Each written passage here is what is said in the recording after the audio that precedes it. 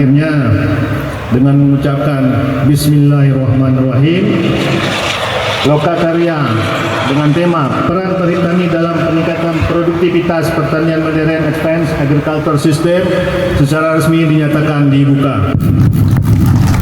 Lebih dan kurang kami mohon maaf. Wabillahi taufiq wal hidayah. Assalamualaikum warahmatullahi wabarakatuh. Gubernur Aceh Muzakir Manaf.